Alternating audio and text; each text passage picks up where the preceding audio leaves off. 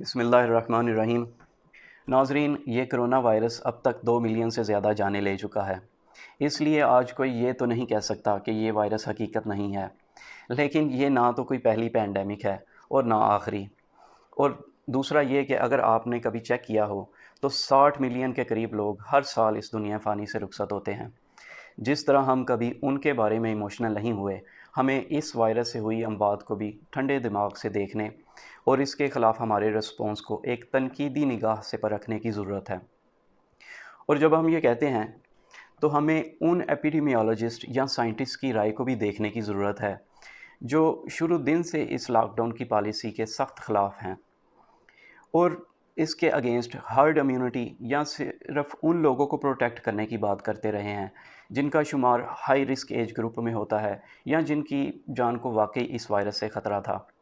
یہ سب کیسے ہو سکتا تھا، ہم اس پر بات کریں گے، لیکن آپ ذرا سوچیں کہ جب آپ ان تمام ڈسینٹنگ سائنٹسٹ کا میڈیا پر بائیکاٹ کر دیں گے، ان کی ویڈیوز یا آرٹیکل کو سوشل میڈیا سے ڈیلیٹ کرنا شروع کر دیں گے اور ان کی بات لوگوں تک پہنچنے ہی نہیں دیں گے، تو پھر آپ کیسے کہہ سکتے ہیں کہ اس لاک ڈاؤن کی پالیسی کے علاوہ اور کوئی حل نہیں تھا؟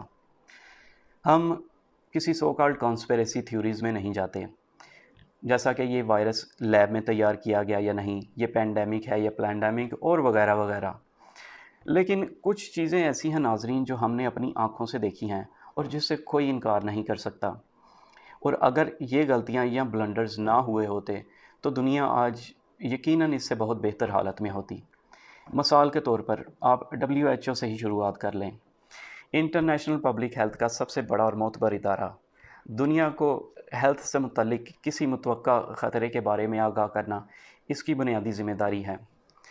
بلینز آف ڈالرز کے فنڈز ہوتے ہیں اس ادارے کے پاس اور سپوزڈلی دنیا سے ٹاپ ایکسپرٹس امپلائی کیے گئے ہیں۔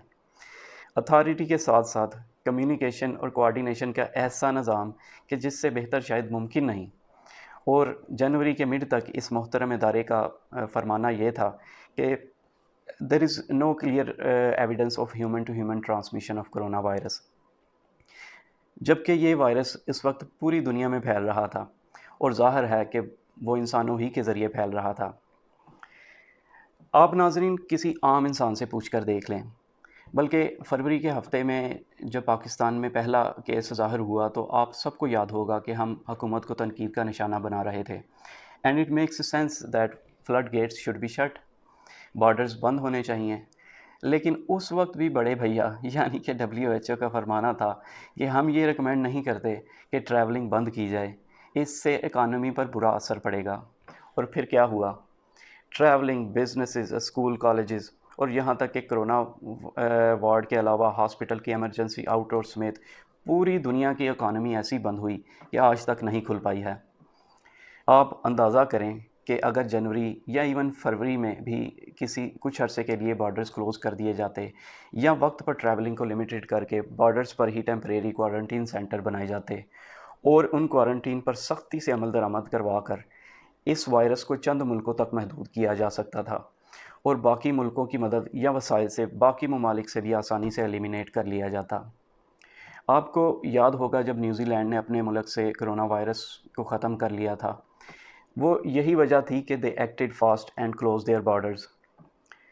لیکن جب ساری دنیا WHO کی طرف دیکھ رہی تھی تو اس نے وقت پر خطرے کا الارم بجانے کی بجائے اپنی ناک کے نیچے یہ میک شور کیا کہ یہ وائرس پہلے سارے ملکوں میں داخل ہو جائے، پھر اسے پینڈیمک ڈکلیئر کیا جائے، اور پھر ان تمام ممالک کو گائیڈ لائن بھی بھجوائی گئی اس ہدایت نامے کے ساتھ کہ کتنے ہفتوں کا لاک ڈاؤن ہونا چاہیے، کون کون سی ڈیتھ کو کرونا میں ڈالنا جانا چاہیے، یہاں تک کہ کفن دفن کے بغیر میت کو ڈسپوز آف کرنے کے طریقے بھی ارسال فرمائے گئے۔ اور بدقسمتی سے شروع میں ہم نے بھی بڑے بھیا کی نصیحتوں پر بڑی فرما برداری سے عمل کیا، اس وقت تک کہ جب عوام سے جوتے پڑنا شروع نہیں ہو گئے۔ اس کے بعد آپ آ جائیں کیس فیٹیلٹی ریٹ پر۔ کرونا وائرس کا فیٹیلٹی ریٹ 3 سے 4% ہے، یہ خبر بھی WHO نے بریک کی تھی۔ And that was enough to scare the hell out of whole world.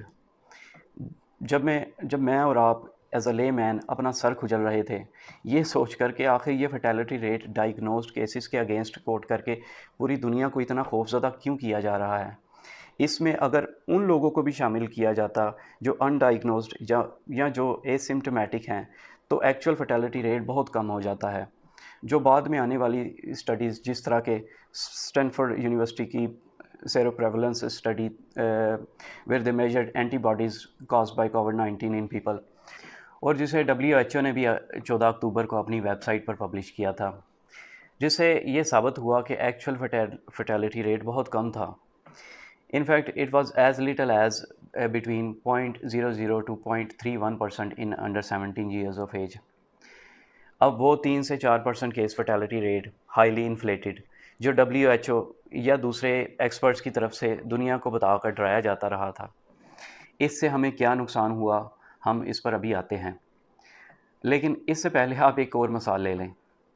اگر آپ کی نظروں سے امپیریل کالج لندن کی وہ انفیمس اسٹڈی گزری ہو جس میں یہ پریڈکٹ کیا گیا تھا کہ اگر کوئی ایکشن نہ لیا گیا تو یہ وائرس اگلے 3 ماہ میں، نوٹ کریں ناظرین، اگلے 3 ماہ میں 81% لوگوں کو انفیکٹ کر دے گا، جس سے 500,000 یا 5,10,000 ایگزیکٹلی یو کے میں ڈیتھ ہوں گی اور 2.2 ملین امریکہ میں.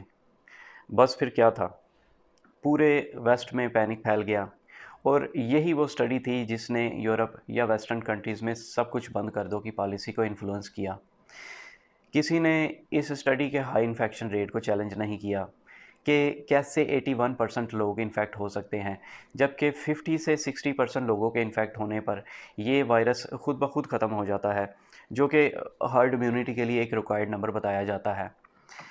کسی نے یہ بھی نہیں پوچھا کہ آخر کیوں کوئی کچھ نہیں کرے گا، یعنی آپ کے ارد گرد لوگ مر رہے ہیں یا بیمار ہو رہے ہیں اور آپ سوشل ڈسٹینسنگ اپنائیں اور نہ ہی اپنی ہائیجین کا خیال کریں، کچھ نہ کریں.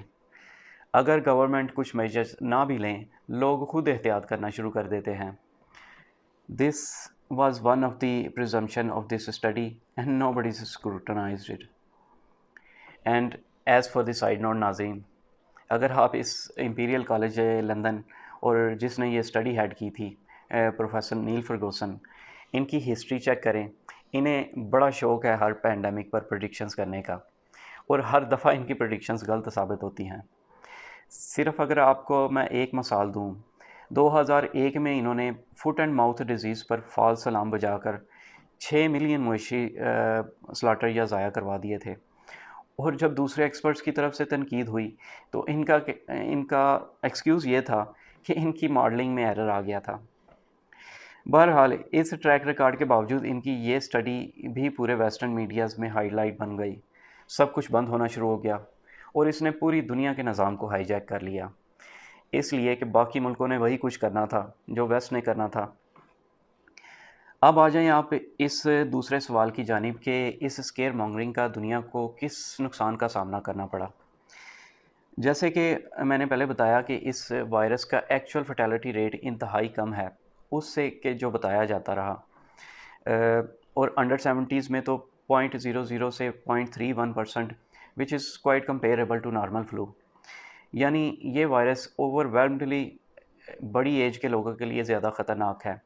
اسی لیے زیادہ تر اموات آپ نے انہی ممالک میں دیکھی ہیں جہاں ایوریج ایج نسبتاً دوسرے ممالک سے زیادہ ہے، جیسے کہ یورپ کے بیشتر ممالک اور دوسری ویسٹرن کنٹریز.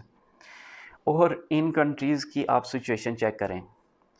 WHO کے مطابق یورپ میں ہونے والی اموات میں 95% اوور 60s تھے، اور اگر ان نمبرز کی آپ مزید بریک ڈاؤن کریں it becomes even more shocking. یہ میرے سامنے ایک چارٹ ہے ناظرین جو کہ آپ کو کیئر ہومز میں ہونے والی اموات کے نمبرز بتاتا ہے.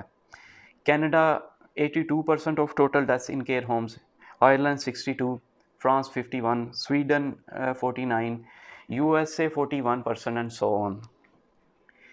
آپ اندازہ کریں کہ جن کو بچانے کے لیے آپ نے پوری دنیا کو گھروں میں بند کیا انہیں ہی بچا نہیں پائے. اور ناظرین یہ وہ ممالک ہے جو ہماری طرح کوئی کمبائنڈ فیملی سسٹم میں نہیں رہتے، جہاں ایلڈرلی پیپل کو سیپریٹ کرنا بہت مشکل ہوتا. یہ یورو اسٹیٹ کی رپورٹ کے مطابق 58% on average already living in separate homes, اور اگر اس میں نرسنگ ہومز یا کیئر ہومز کو شامل کیا جائے تو یہ نمبر 70% سے ابو چلا جاتا ہے. میں جن ایپیڈیمیالوجسٹ یا ایکسپرٹس کی بات کرتا رہا ہوں، جن میں ڈاکٹر مائک ہیڈن، نک Hudson, Sunitra Gupta, Tom Jefferson اور ان کے علاوہ بہت سارے نام ہیں، یہ کوئی کانسپیریسی تھیورسٹ یا کوئی پاگل لونیٹک ٹائپ کے لوگ نہیں ہیں، اسی سائنس کا حصہ ہیں۔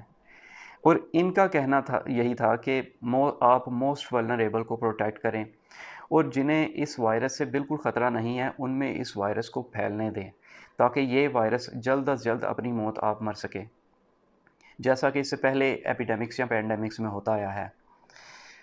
لیکن اس دفعہ ہماری سائنس نے الٹی گنگا بہانے کی کوشش کی، سارا فوکس اور ریسورسز ینگ اور ہیلتھی لوگوں کی ٹیسٹ اینڈ ٹریسنگ اور ساری انرجی انہیں گھروں میں بند رکھنے کے لیے صرف کر دی۔ اربوں ڈالر ضائع کیے گئے، لاتعداد سٹاف کو ہم نے اس کام کے لیے انگیج کر لیا، ہر روز میڈیا پر نئے کیسز اور اموات کی میراتھن چلواتے رہے، اور ہر روز ایکسپرٹس کی پریس کانفرنسوں کے ذریعے ایسی مایوسی پھیلاتے رہے کہ دنیا میں شاید پہلی دفعہ کوئی 70-80 سال کی عمر میں فوت ہو رہا ہے، اور یہ دنیا شاید ختم ہونے جا رہی ہے۔ جس طرح سے ہم نے کرونا وائرس کے مریضوں کو ٹریٹ کیا اور جس طرح سے ہم نے میتوں کی بے حرمتی کی، ہم اس سے بھی مریضوں کو کانفیڈنس اور ان کے امیون رسپانس کو ہر روز شیٹر کرتے رہے ہیں۔